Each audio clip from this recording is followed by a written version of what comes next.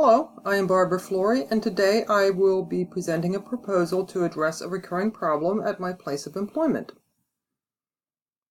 The background and setting is a family medicine residency training program at the Lancaster General Hospital. It's a community-based program with a total of 39 resident doctors in training and approximately 12 faculty physician full-time equivalent positions. Currently, 3 of those full-time positions are open. Family medicine residents must complete 3 years of clinical training under direct supervision of a fully licensed physician to practice independently. After spending well over a decade in the administrative department of the residency program, it was easy for me to identify our biggest and most ongoing challenge, and that is difficulty in recruiting and retaining qualified faculty physicians.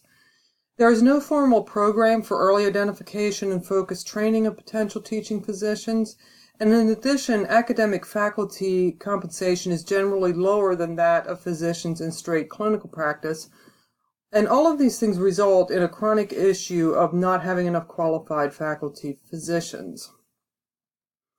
Regarding costs, since the residents must work under supervision, clearly a lack of faculty physicians would limit patient access. Faculty members also maintain their own patient panels, thus patient access is even more limited when the faculty roster is suboptimal. Another cost is increased faculty burnout, which only contributes to the overall problem, and a lack of patient access leads to delayed care and higher numbers of emergency room visits, both of which result in much higher costs of care. This also leads to lower patient satisfaction rates and likelihood to recommend. In addition, this limits the amount of hands-on patient care experience during residency, which has an immediate and long-term impact on care delivery and practice experience for the residents. This issue is not unique to our residency program, but is a nationwide problem. As I reviewed this issue and evaluated potential solutions, it became obvious that the current method of identifying potential faculty candidates is based largely on the observation of teaching and leadership skills demonstrated during residency training, which is too little too late. Aside from a general lack of focus on early preparation, another detractor from entering the field of academic medicine is the pay scale, which, as I mentioned, is generally lower than that of the physicians in straight clinical practices. Just as professional sports teams begin evaluating and recruiting potential candidates during college, so should medical residency programs begin the faculty recruitment process during medical school. This type of program must be co-developed by medical schools and residency programs, and it will begin by introducing the concept of a career in academic medicine during the first year of medical school and follow through with a formal program for those who may be interested.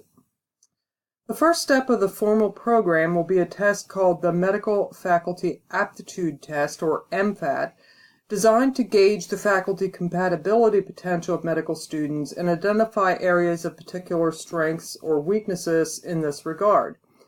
Students performing at a satisfactory level on the MFAT will then have the option of enrolling in an area of concentration for academic medicine.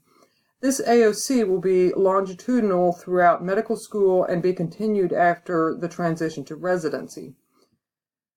While large portions of the AOC will be standardized, there will also be an individual education plan component which will allow students and residents to work directly with medical school and residency faculty members to focus specifically on areas in need of improvement or of special interest. To help ameliorate the wage disparity between academic and straight clinical physicians, we will work with the federal government in an attempt to extend the student loan forgiveness program currently offered by physicians going into practice at federally qualified health centers to also cover graduates of the academic medicine AOC who accept residency faculty positions after graduation.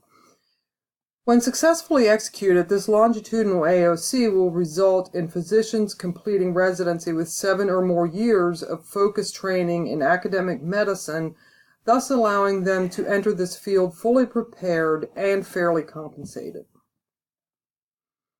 In order to implement this academic AOC, collaborative between the medical schools and residency programs, we will need institutional leadership support, and in addition to financial support for research and development of the program, we will also require input from the legal and regulatory compliance departments.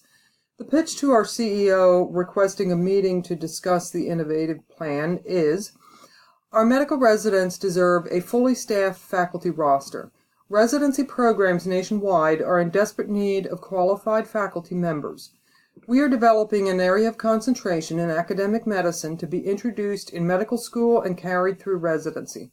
Identification and formal training of potential faculty candidates beginning in medical school will strengthen residency faculty rosters, thus providing safe, cost-effective care in academic practices as well as higher quality residency training benefiting both current and future patients. Through the collaborative efforts of medical schools and residencies, the AOC will be the first formal program in the nation to provide a standardized and sustainable method of academic medical training. Would you be willing to meet with the residency leadership team to discuss the development of a framework to begin implementing this project? That is all I have. Thank you so much for your interest and review of this plan.